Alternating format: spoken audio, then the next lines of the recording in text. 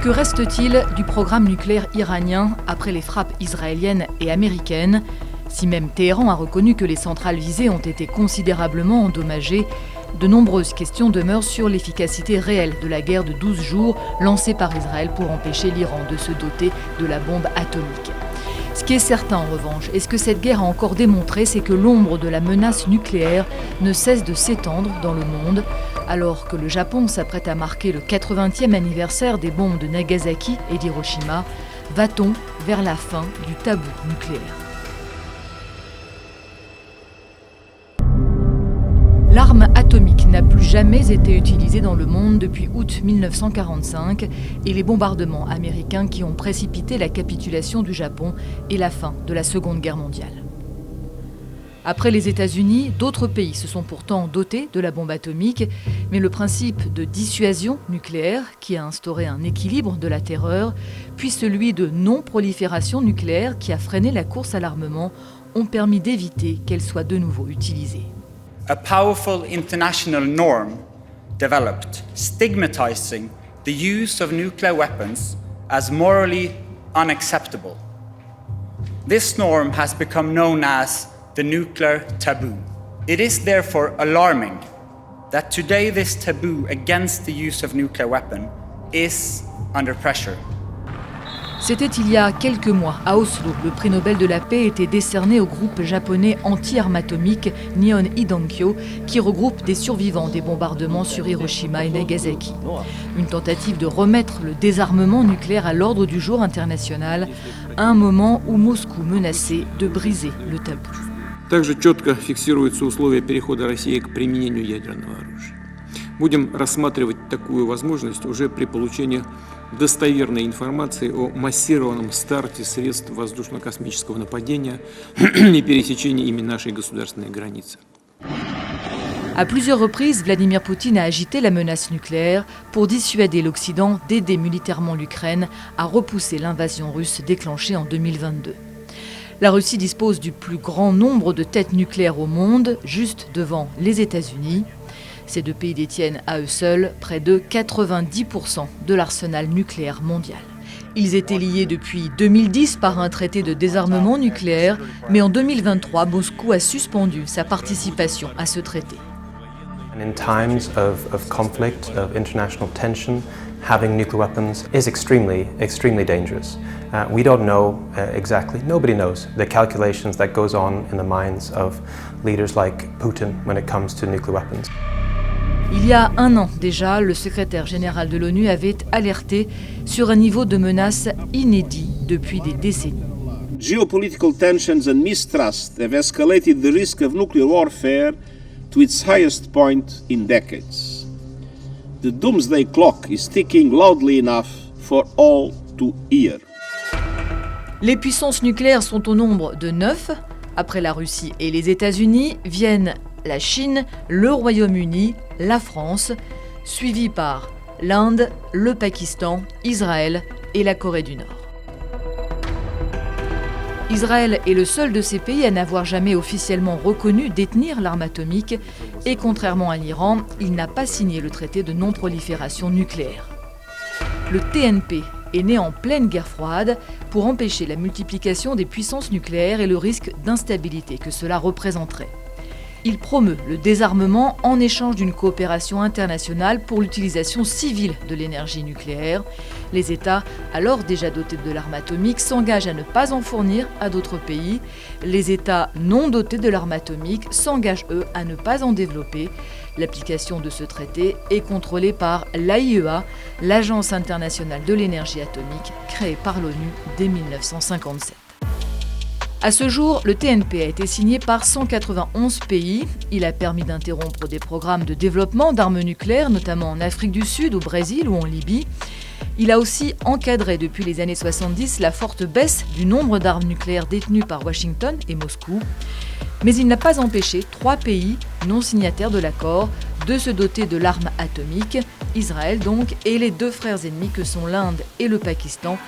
Quant à la Corée du Nord, elle s'est retirée du TNP en 2003, 3 ans avant de faire exploser sa première ogive.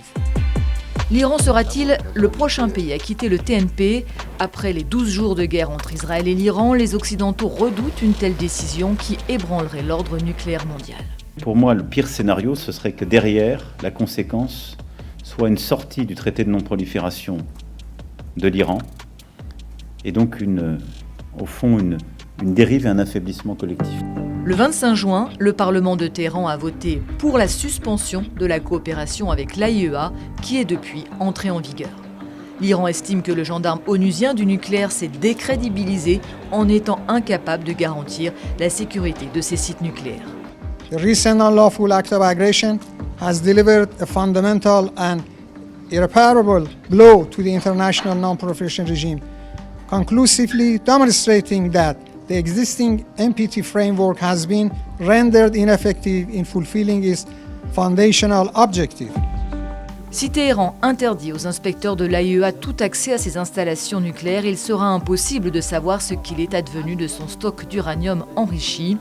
L'Iran est le seul État non doté de l'arme nucléaire à enrichir l'uranium à un niveau qui pourrait lui permettre de fabriquer des bombes atomiques, et il en disposerait d'un stock pour fabriquer en théorie plus de 9 bombes.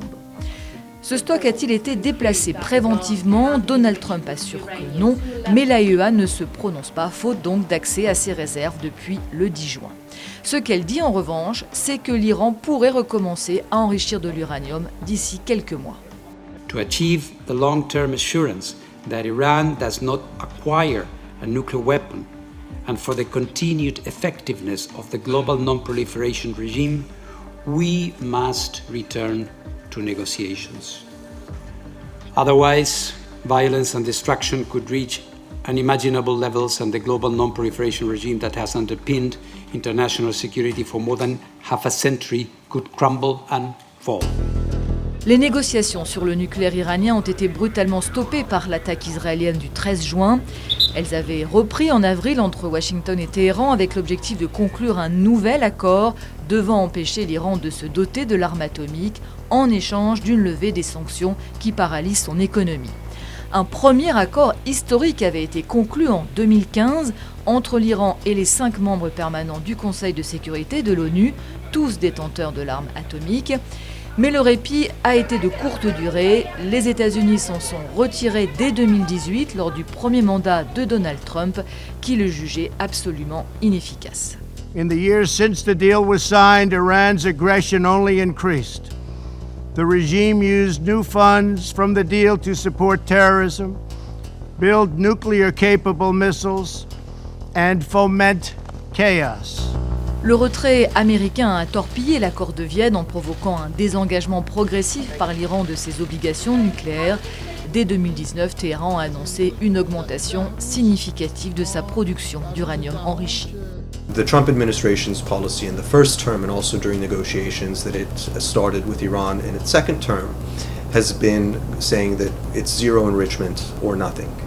And the Iranians have thus far stuck to that line that they will not accept anything other than maintaining some domestic capacity. They're willing to bring it back down, but they are not willing to go back to zero. At this point, either the U.S.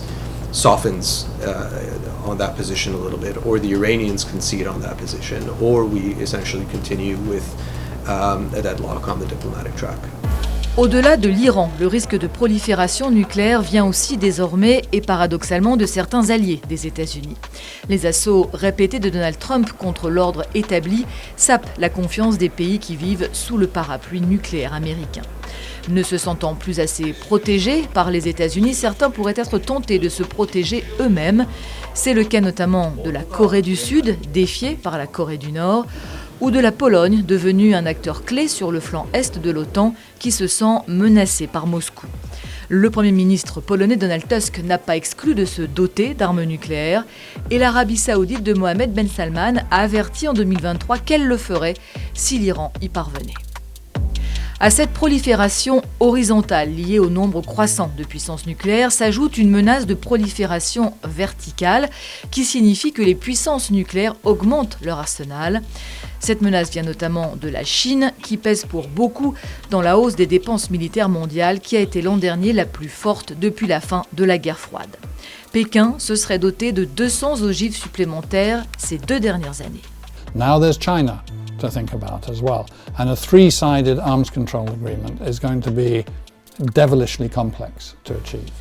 We see the warning signs of a new nuclear arms race coming. And this is not going to be simply about the numbers of warheads or the numbers of missiles.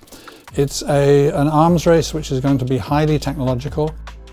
Avec le nouveau risque que représente cette course aux armements hautement technologiques qui croise un très haut niveau de tension géopolitique, l'histoire nucléaire est aujourd'hui à un tournant.